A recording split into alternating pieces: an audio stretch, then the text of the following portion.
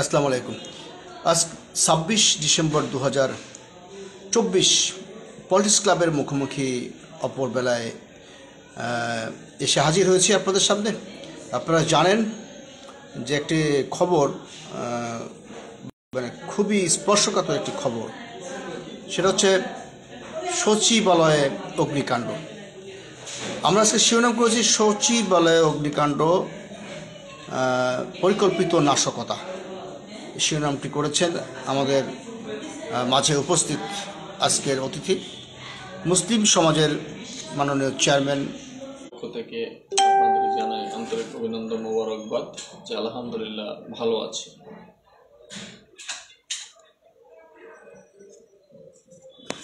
ভালো আছেন, কিন্তু অগ্নিকাণ্ডের ঘটনাকে আপনি কিভাবে দেখবেন? এটা ভালো থাকার কোনো কারণের মধ্যে আছে কিনা, আর এটা নাশকতা কিনা? যেহেতু আমরা জেনেছি যে সচিবালয়ের এই আগুনের উৎস অনেকগুলি, শুধু একটি জায়গা থেকে না, বেশ বিস্তীর্ণ এলাকায় বেশ 2-3 জায়গা থেকে আগুনের উৎপত্তি হয়েছে। এটা কি নাশকতা বলবার পক্ষে এটার অনেকখানি যুক্তি রয়েছে, আপনি কি বলবেন? জি আলহামদুলিল্লাহ ভালো আছি বলতে, যেহেতু আমরা মুসলমান, ইসলাম ধর্মে বিশ্বাসী, এই জন্যে যখন যে অবস্থায় থাকি মহান আল্লাহ পাকের নির্দেশনা অনুপাতে আমাদেরকে বলতে হবে যে আমরা আলহামদুলিল্লাহ ভালো আছি। এই সূত্রে আমি বলেছি ভালো আছি, কিন্তু প্রকৃতপক্ষে মনের ভিতরে তো অশান্তি বিরাজ করতেছে যে দেশের একটি সর্বোচ্চ নীতি নির্ধারণী, যেখানে সারা বাংলাদেশের সব কিছু নিয়ন্ত্রিত হয়, যে সচিবালয়, যেখান থেকে আমাদের প্রত্যেকটা মন্ত্রণালয় পরিচালিত হয়, সরকার পরিচালিত হয়, দেশের মূল স্তম্ভ, সেখানে যখন একটা অগ্নিসংযোগ হয়, আলটিমেটলি তো একজন রাজনীতিবিদ হিসেবে আমি ভালো থাকতে পারি না। আচ্ছা, এটা হলো বাস্তবতা। আপনার সঙ্গে যুক্ত হয়েছেন আক্তার হোসেন, উনি একটা লম্বা লেখা লিখে দিয়েছেন, আমরা এটা নিশ্চয়ই পড়ব পরে। জি, মাসুদ হোসেন, জি চেয়ারম্যান বাংলাদেশ মুসলিম সমাজ। জি, এখন যে বিষয়টি, কালকে রাত্রে 1:30টার দিকে সচিবালয়ে যে অগ্নিকাণ্ডটা ঘটে, এই অগ্নিকাণ্ড ঘটার সম্ভাবনা আরও অনেক আগে থেকেই পরিলক্ষিত হচ্ছিল, অনেকেই ধারণা ছিল বা অনেক এর আগেও অনেকভাবে প্রচারণা হয়েছে যে সচিবালয়ে অগ্নিসংযোগ হতে পারে। সেটাই আশঙ্কায় বাস্তবতা সত্যি হলো। আচ্ছা, উনি লিখেছেন দেশের সর্বকালের সর্বযুগের স্বৈরাচার হচ্ছে দেশের সচিবরা, মানে উনি এটা ইন্ডিকেট করেছে আক্তার হোসেন, সচিবালয়ের আমলারা, তাই তারা নিজেদেরকে অপকর্ম লুকাতে সচিবালয়ে আগুন দিয়েছে বলে উনি মন্তব্য করেছেন। জি বলেন মাসুদ হোসেন।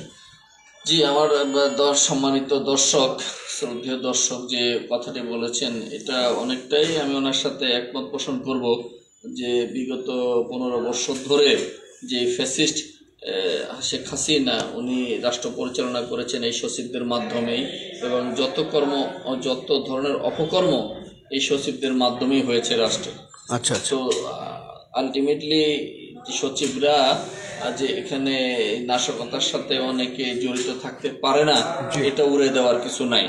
আর সবচেয়ে বড় কথা হলো, এটা তো নাশকতা ক্লিয়ারই বোঝা যায় যে যদি আপনার বিদ্যুৎ শর্ট সার্কিট থেকে আপনার এটা হইতো, প্রাকৃতিক দুর্যোগ থেকে হইতো, তাহলে এটা এক স্থান থেকে অন্য স্থানে ছড়াতো, কিন্তু এটা পরিকল্পিত কয়েকটি স্থানে আলাদা আলাদা, তাহলে এটা নিঃসন্দেহে অগ্নিসংযোগ। এখন এখানে আমি মূলত দুটো বিষয় আমার এখন ক্লিয়ার হচ্ছে, যে স্বৈরাচার শেখ হাসিনা পলায়ন করার পরে তার যে পুত্র সজীব ওয়াজেদ জয়, সে প্রকাশ্যেই বলেছে যে রাষ্ট্র কিভাবে পরিচালনা করে ইউনূস, এটা আমরা দেখে নেব। তো তাহলে এখানে তারও ইনভলভ আছে কিনা, তার ইন্ধন এখানে আছে কিনা, এ বিষয়ে খতিয়ে দেখতে হবে।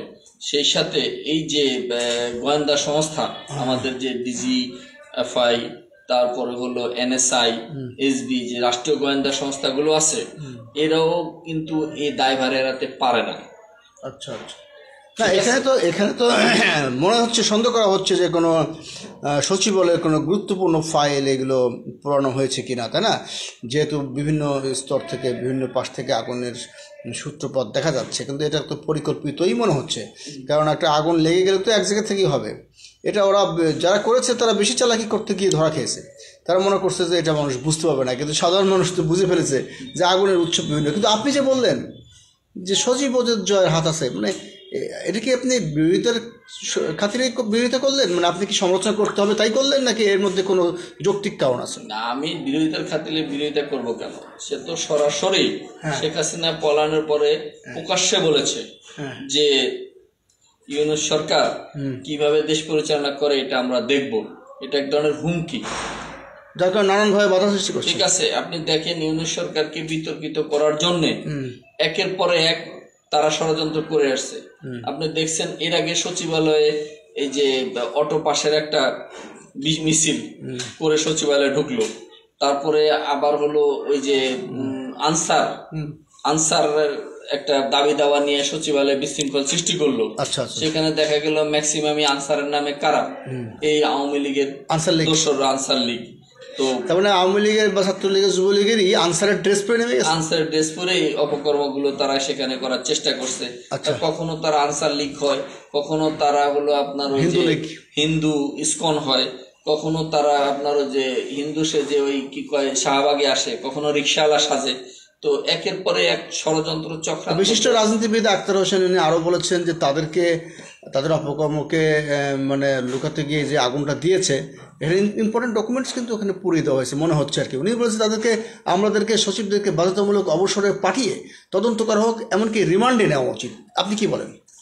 হ্যাঁ, এখন এটা বিষয় অবশ্যই একটা শক্তিশালী তদন্ত বিচার বিভাগীয় তদন্ত কমিটি গঠন করতে হবে। আমি এই সাথে আমার যে সম্মানিত দর্শক আছে ওনার সাথে একমত পোষণ করি যে যারা সচিবদেরকে তো অবশ্যই অবসরে পাঠিয়ে এবং তাদেরকে দেখে তো এখানে তাদের বিরুদ্ধে তদন্ত করা সম্ভব হবে না। আচ্ছা, অবশ্যই তাদেরকে ওইখান থেকে বাধ্যতামূলক অবসর হোক বা যে একটা আপনার ওএসডি হোক করে, ঠিক আছে, তারপরে তদন্তের মাধ্যমে তারা দোষীদেরকে শাস্তির অবস্থা তো অবশ্যই আনতে হবে। আসসালামু আলাইকুম। শস্যের মধ্যে ভূতের মধ্যে শস্যে সারাক্ষণ আমাদের কে বা কারা ধরছে, এই নাশকতা সচিবালয় নিয়ে লাইভ করছিলাম, সেই সাথে আমাকে লাইভ বাধ্যতামূলক মানে বিরতি হয়ে গেল সিস্টেমের মধ্যে, মানে বুঝলাম না কিছু। পরে আমি আমার যিনি গেস্ট যার সঙ্গে বাংলাদেশ মুসলিম সমাজের চেয়ারম্যান মাসুদ হোসেন, ওনার মোবাইল থেকে বাকি অংশ শেষ করছি। মাসুদ ভাই, আলোচনা করছিলাম আমরা যে সচিবালয়ে অগ্নিকাণ্ড নাশকতার অনেক স্পষ্ট কারণ রয়ে গেছে এবং পরিকল্পিত নাশকতা বলে আপনি মন্তব্য করেছেন। বাকি অংশগুলো আমরা শেয়ার করতে পারি। এখানে অনেক মূল্যবান গুরুত্বপূর্ণ ডকুমেন্টস ছিল, যেখানে আগুনের উৎপত্তি 2-3 জায়গা থেকে পাওয়া গেছে। তা অনেকেই ধারণা করছে যে এটা দুর্ঘটনা মানে নয়, এটা একটা নাশকতা। বলবেন? দেখেন, এই যে সচিবালয়ে অগ্নিকাণ্ড, এটা সমস্ত মিডিয়ায় ফলো আপ প্রচার হচ্ছে এবং বিভিন্ন প্রত্যক্ষদর্শী ব্যক্তিবর্গের সাক্ষাৎকার নেওয়া হয়েছে বিভিন্ন মিডিয়াতে।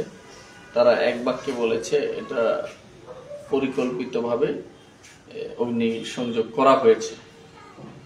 তো এখন এই যে অগ্নিসংযোগটা যারা করেছে তারা সাহসটা পেল কোথায়?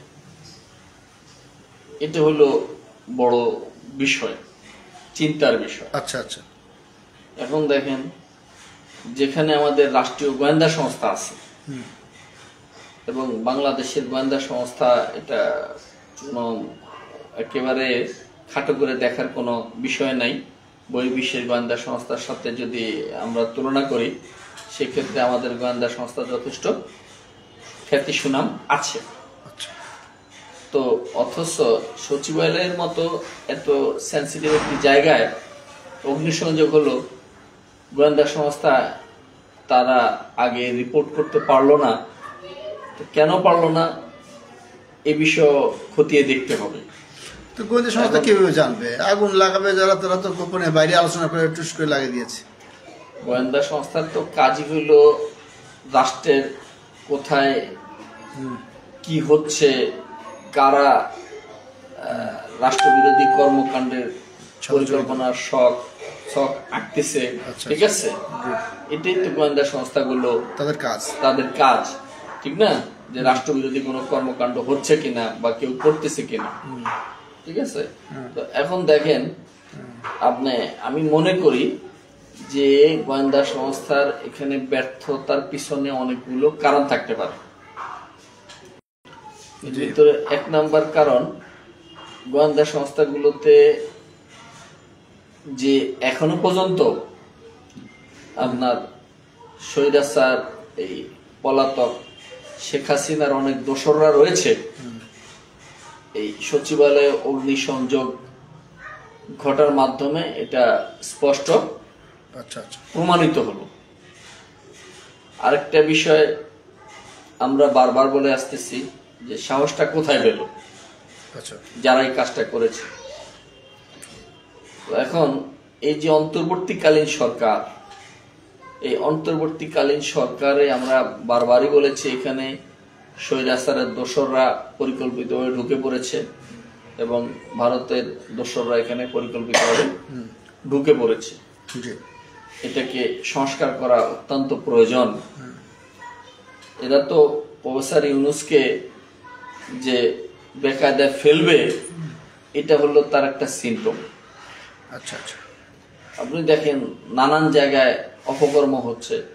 আমরা গত 2 দিন আগে দেখলাম চাঁদপুরে একটা সারবোঝাই লঞ্চে 7 জন মানুষকে জীবন্ত হত্যা করা হলো। তারপরে আমরা দেখলাম যে তাদের মাথা মুন্ডু থেতলানো ছিল। তারপরে দেখলাম যে এই বিভিন্ন জায়গায় ডাকাতি হচ্ছে। তো এই যে ডাকাতি, আপনার হলো দ্রব্যমূল্য যে নিয়ন্ত্রণে রাখার প্রয়োজন, তো এই বিষয়ে যারা দায়িত্বে আছেন তারা বেমালুম উদাসীন নাকি তারা কোনো সিস্টেম খুঁজে পাচ্ছে না? না, এখানে সিস্টেম যদি না খুঁজে পাবে তাহলে তারা ওখানে থাকার যোগ্যই না, স্বেচ্ছায় তারা পদত্যাগ করতে পারে।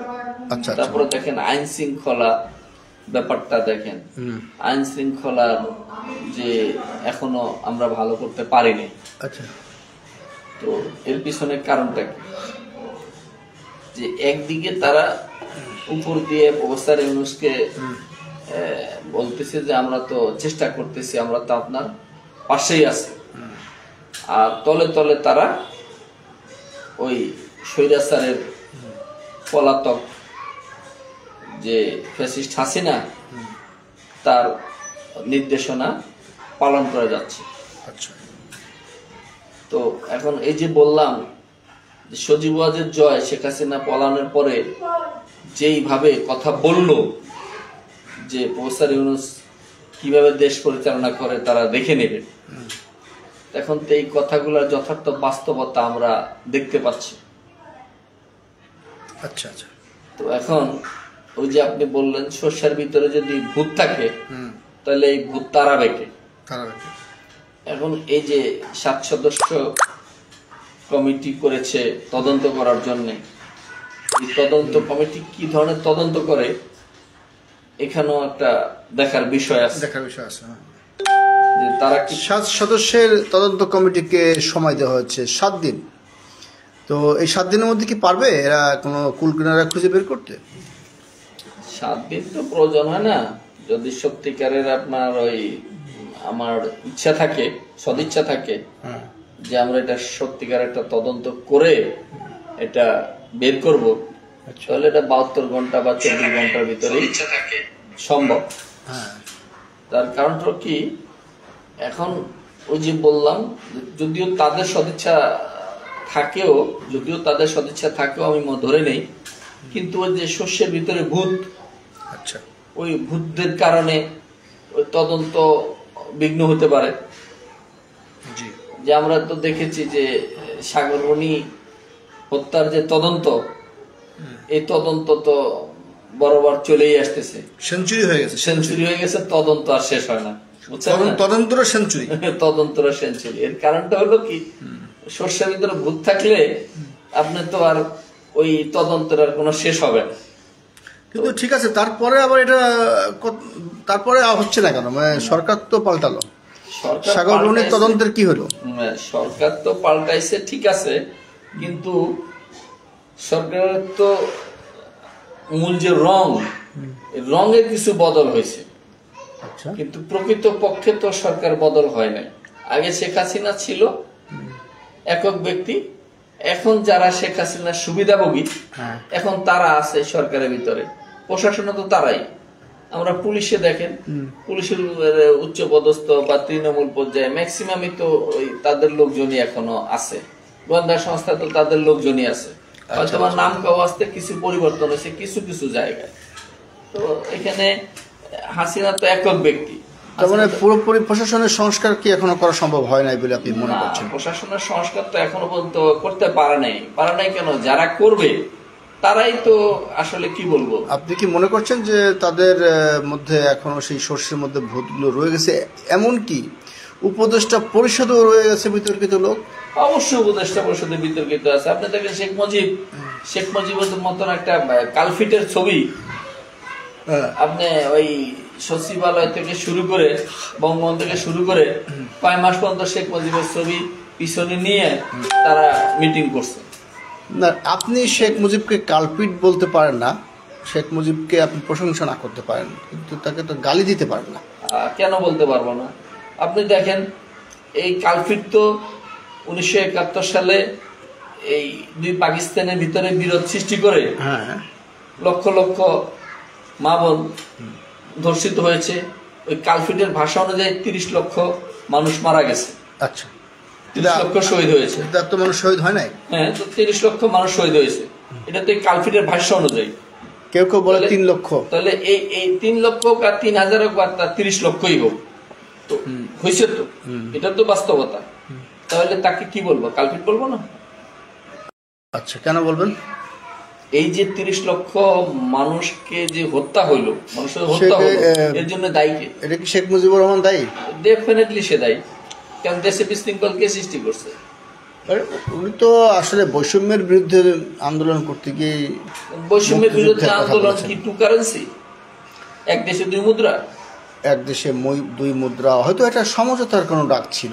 সমঝোতার ডাক হলে এক দেশে দুই মুদ্রা আবার কোন ধরনের সমঝোতা? পৃথিবীর কোথাও আছে অবান্তর? আচ্ছা আচ্ছা, তাহলে তারপরে এই দেশে প্রথম, আমি কেন কালপিট বলি, আরো কিছু যুক্তি আছে। ধরেন 30 লক্ষ মানুষ মারা গেল, মারা যাওয়ার পরে সে যখন আপনার দেশ স্বাধীন হইল, আমরা একটা মানচিত্র পেলাম যেভাবে হোক, পাওয়ার পরে প্রথম যে হত্যাকাণ্ড দেশে শুরু করে কে করেছিল? শেখ মুজিব তো নিজেই করেছিল সিরিয়া শিক্ষার হত্যার মাধ্যমে।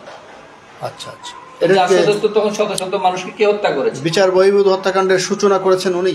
বিচার বহির্ভূত হত্যাকাণ্ড তো সর্বপ্রথম শেখ মুজিব নিজেই শুরু করেছে, তো তাকে কালপিট বলবো না কি বলবো বলেন আপনি?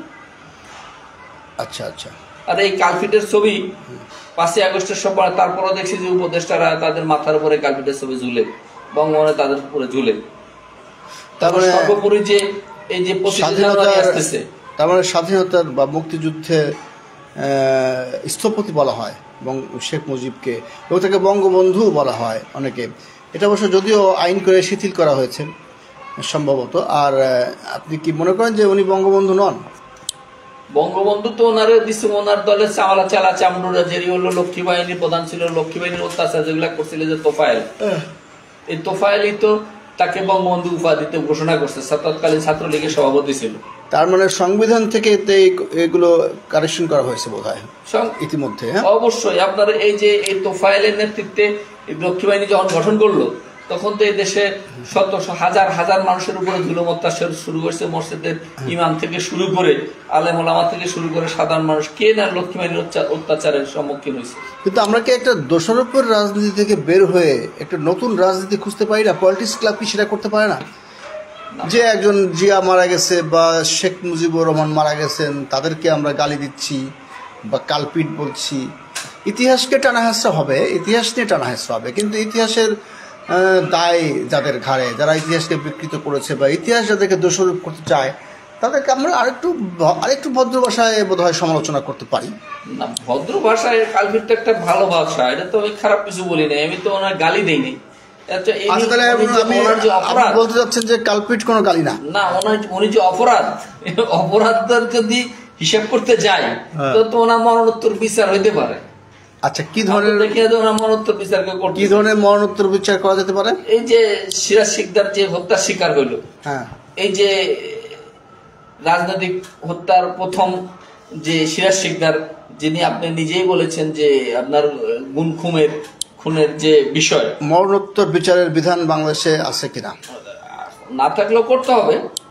না, নাই দেখেই তো মরণোত্তর বিচার হয় নাই, দেখেই তো আজকে দেশের এই পরিণতি। আজকে শেখ মুজিবের একেবারে পিরিয়ড, ওই যে হজরত কি জানি কয়, একেবারে নবী রাসূলের কাতারে নিয়ে গেছে গত 15 বছর আওয়ামী লীগ। আচ্ছা আচ্ছা, যদি আমরা সত্যিকার অর্থে যদি এই সময়, এখন তো বিএনপিতে বা অন্যান্য দল যারা একসাথে রাজনীতি করে, তারা তো এখন জিয়াউর রহমান এবং জিয়াউর রহমান পরিবারকেও উচ্চকৃত প্রশংসা করছেন।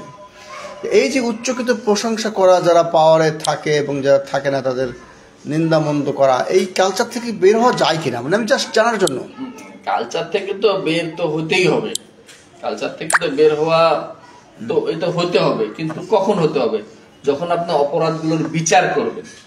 এই যেমন ধরেন আপনি একটু আগে বললেন সজীব ওয়াজেদ জয়কে আপনি সচিবালয়ে অগ্নিকাণ্ডের জন্য দোষারোপ করেছেন, এটা কিন্তু রাজনৈতিক ভাষাই বলেছেন। আপনি বলেছেন যে তার ইন্ধন আছে, এ পর্যন্ত ঠিক আছে, উনি জীবিত আছে দেশের বাইরে, কিন্তু তার নানা সম্পর্কে যিনি মারা গেছেন, আমার মনে হয় যে সমালোচনার আর একটু মানে আমাদের আরেকটু কৌশলী হওয়া উচিত। আপনি কি বলেন?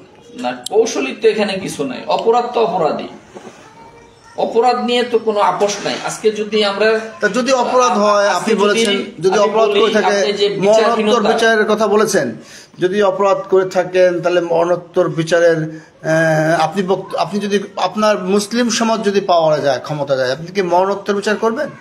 আমি তো সর্বপ্রথম এই বিচারহীনতার যে সংস্কৃতি, সেই সংস্কৃতি থেকে যদি আমাদের বের হয়ে আসতে হয়, তাহলে সর্বপ্রথম শেখ মুজিব যে সিরাজ শিকদারকে হত্যা করেছে, সিরাজ শিকদার আমার বিপক্ষ রাজনৈতিক শক্তি, আমি সিরাজ শিকদার আইডিওলজিতে বিশ্বাসী না, ঠিক আছে, তথাপিও তাকে হত্যা করা হয়েছে। আচ্ছা আচ্ছা, তাহলে অবশ্যই তার হত্যার বিচারটা দিয়ে শুরু করতে হবে। সিরাজ শিকদারের বিচার, মানে আপনি বিচার করতে চান হত্যার, সিরাজ শিকদার হত্যা, এবং আপনি এটাকে দায়ী করছেন শেখ মুজিবকে, তাহলে তো আপনার ভাষ্যমতে একটা মরণোত্তর বিচারের প্রশ্ন এসে যায়। কিন্তু আমি আপনাকে জাস্ট এইটুকুই বলতে চাচ্ছি যে আমরা তো ইতিহাস টানতে পারবো না। অনেক সময় আপনি এখন ইতিহাসের পাতায় 200-500 বছর আগের, 50 বছর আগের কয়জনের শাস্তি দিবেন? বর্তমানে যারা অপরাধী তাদের তো শাস্তি দিয়ে তো আমরা পাচ্ছি না। আপনি যদি ওটা কি ওখান থেকে ইস্তফা দেওয়া যায় কিনা, মানে ওই যারা মারা গেছেন তাদের বিচারের প্রক্রিয়াকে কি কোনো থামানো যায় কিনা, মানে কি চালু করার কোনো ইচ্ছা আছে কিনা আপনার? আপনি যদি বিচারহীনতার সংস্কৃতি থেকে জাতিকে বের করতে চান, জি, তাহলে সর্বপ্রথম যে হত্যার বিচার হয়েছে সেখান থেকে শুরু করতে হবে। আচ্ছা আচ্ছা আচ্ছা, যদি আপনি সেখান থেকে শুরু না করতে পারেন, স্বাধীনতার পরে, হ্যাঁ, যদি আপনি সর্বপ্রথম বলছেন কেন? আপনি তো এর আগে বললেন যে আরো 30 লক্ষ যদি মানুষ মারা যায় তো এর জন্য শেখ মুজিবুর রহমানই দায়ী। অবশ্যই, তাহলে সিরাজ শিকদারকে দিয়ে শুরু করতে চাচ্ছেন কেন, ওই 30 লক্ষ বাদ দিয়ে? আমি ওইটা বলছি যেহেতু স্বাধীনতার পরের হিসাবটা ধরছি। আচ্ছা, স্বাধীনতার পরে।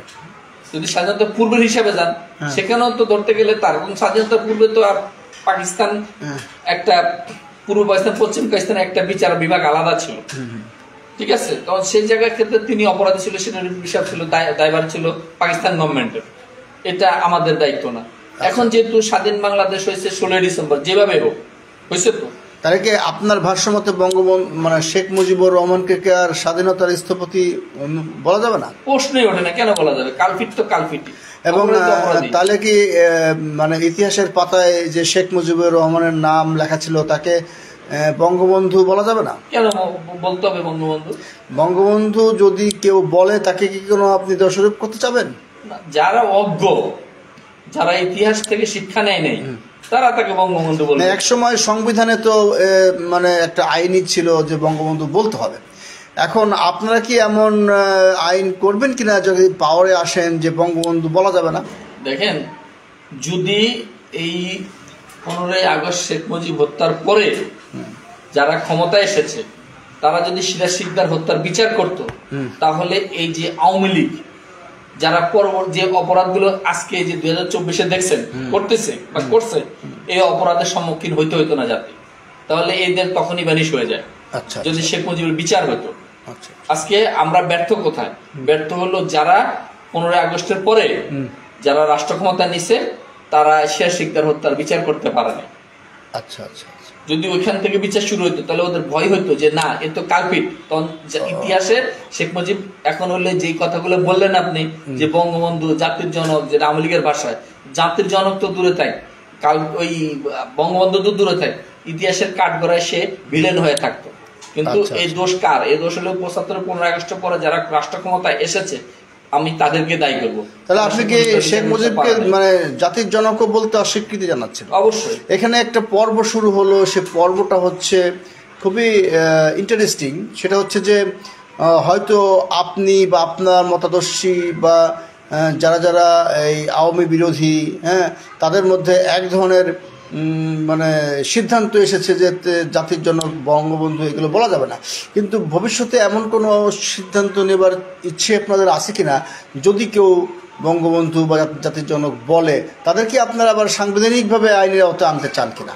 না, এখানে ওই যে আপনি বললেন না যে আমরা এইখান থেকে আমরা এক জায়গায় আসতে চাই। আচ্ছা, তো আমরা এখানে মানবাধিকার ক্ষুণ্ণ হোক, হ্যাঁ, কারণ এই দিকটা আমরা যাব না।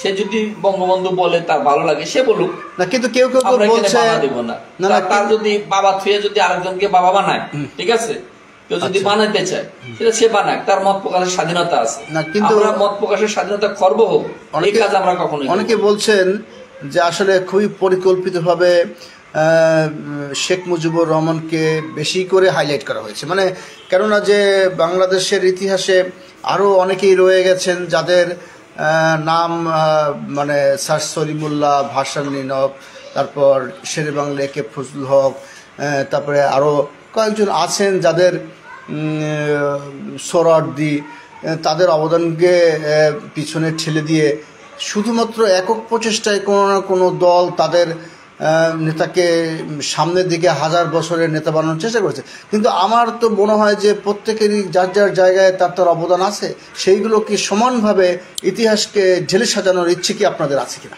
না, অবশ্যই এখানে ইতিহাসে যার যতটুকু অবদান সেটা আমাদেরকে স্বীকার করতে হবে। শের বাংলাকে ফজলুল হক বলেন, হোসেন সৈয়দ সোহরাওয়ার্দী বলেন, মাওলানা ভাসানী, যারা এই দেশের জন্য তাদের আত্মত্যাগ করেছে, তারা রক্তদান করেছে, বা তাদের প্রতি অবশ্যই আমাদের শ্রদ্ধা ভক্তি থাকতে হবে।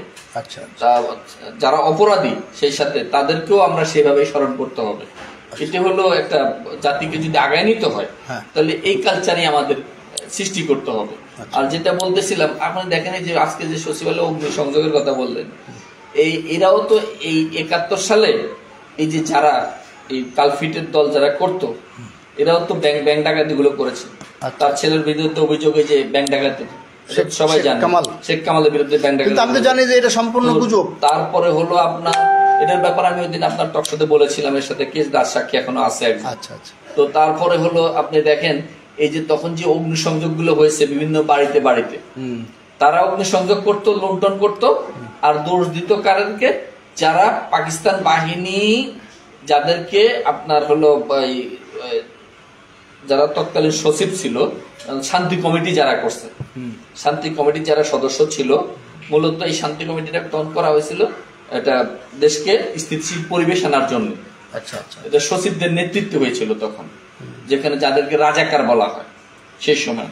এই যে মহিউদ্দিন সাহ ছিল ওই শান্তি কমিটির তখন একজন সদস্য আওয়ামী লীগের, তৎকালীন আপনার একসময় স্বরাষ্ট্রমন্ত্রী ছিল সম্ভবত, আরে না, মহিউদ্দিন খান আলমগীর, ঠিক আছে, ওনার স্বরাষ্ট্রমন্ত্রী তো ছিল, মানে একসময় আরো ইয়ে ছিল, গুরুত্বপূর্ণ মন্ত্রী ইয়ে ছিল আওয়ামী লীগের। তো এই ভদ্রলোক তখন শান্তি কমিটির চেয়ারম্যান করা হয়েছিল ওনাকে। তো এখন দেখা যায় শান্তি কমিটির চেয়ারম্যান সম্পর্কে আপনার ধারণা কি? হ্যাঁ, আমি বলতেছি এই শান্তি কমিটি গঠন করা হয়েছিল তখন শান্তির জন্য, যেন অরাজক পরিস্থিতি না হয়। কিন্তু এই বদমাইশের দল, এই যে যারা যারা বলে যে আমরা মুক্তিযোদ্ধা, আমরা এটা করছি, আমরা সেটা করছি, এই যে যারা নারী ধর্ষণ করতো, তারা 71 সালেও নারী ধর্ষণ করতো, 71 সালেও মানুষের লুণ্ঠন করতো, ডাকাতি করতো, হত্যা করত। তাদের দলের কেউ কেউ তো এখনো ইন্ডিয়ায় ধরা পড়ে। হ্যাঁ অবশ্যই ইন্ডিয়া, তারা তো ইন্ডিয়ার। আপনি বলতে চাচ্ছেন যে এরা ধর্ষণ করে এই মুসলমানদেরকে হুজুরদেরকে ধরা দিত, এরাই করছে?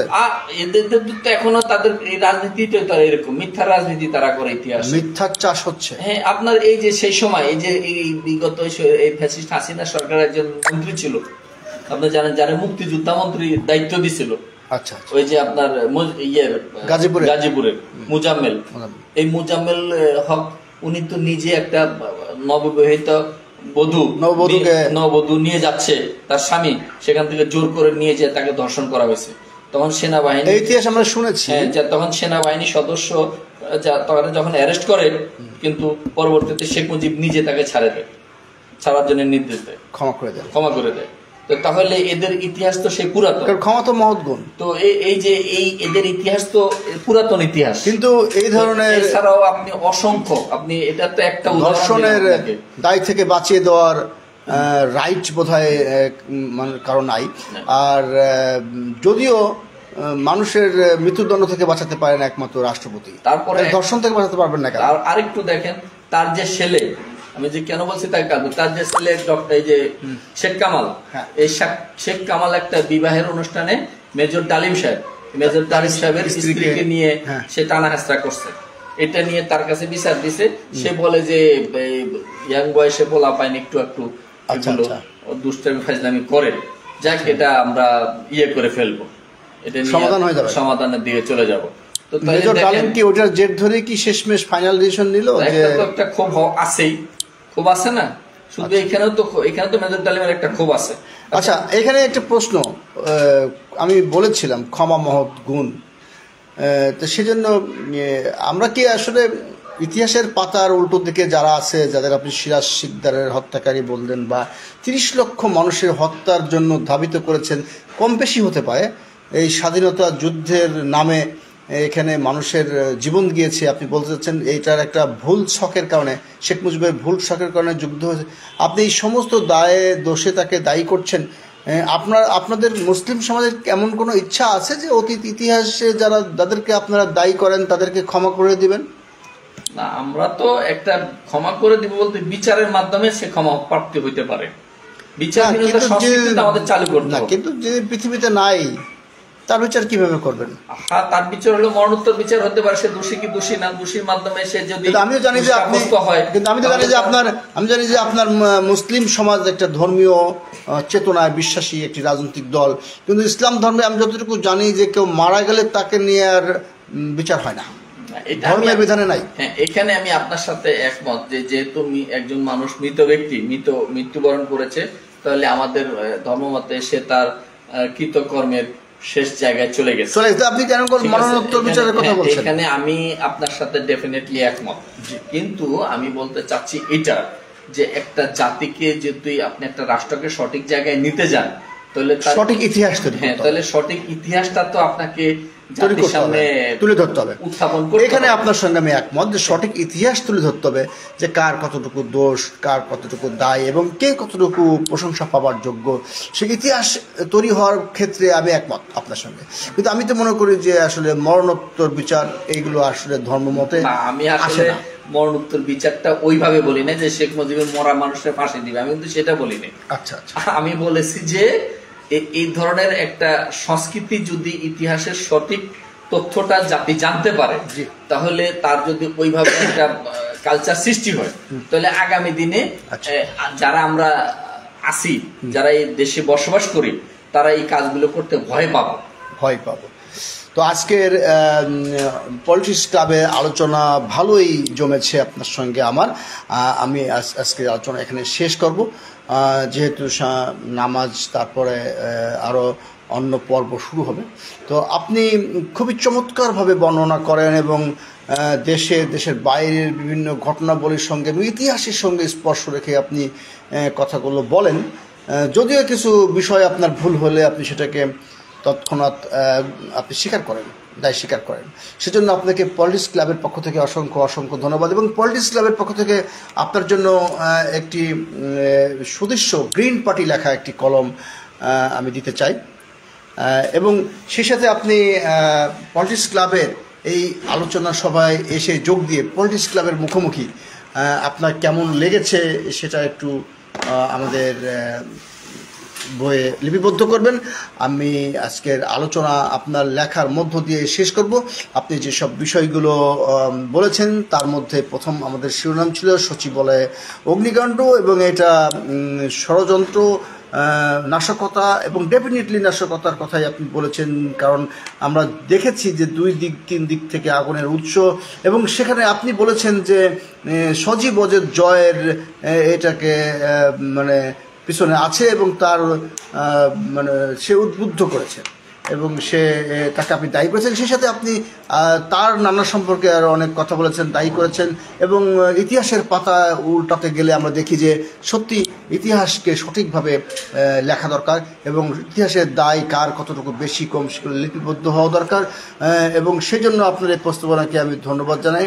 আর অন্য বিষয়গুলো যেগুলো আছে, যেগুলো আমাদের রাজনৈতিক সংস্কৃতির আদলে ঠিক মানানসই হয়নি, সেগুলোর জন্য ব্যক্তিগতভাবে আমি ক্ষমাপ্রার্থী। রাজু আহমেদ খান, গ্রিন পার্টির চেয়ারম্যান এবং পলিটিক্স ক্লাবের প্রধান সমন্বয়ক। আমাদের সাথে উপস্থিত ছিলেন বাংলাদেশ মুসলিম সমাজের মাননীয় চেয়ারম্যান মাসুদ হোসেন। আপনাকে অসংখ্য ধন্যবাদ। ধন্যবাদ আপনাকে, ধন্যবাদ দর্শক শ্রোতাদেরকে যারা এতক্ষণ মনোযোগ দিয়ে আমাদের এই লাইভ অনুষ্ঠানটি দেখেছেন। ধন্যবাদ পলিটিক্স ক্লাবকে।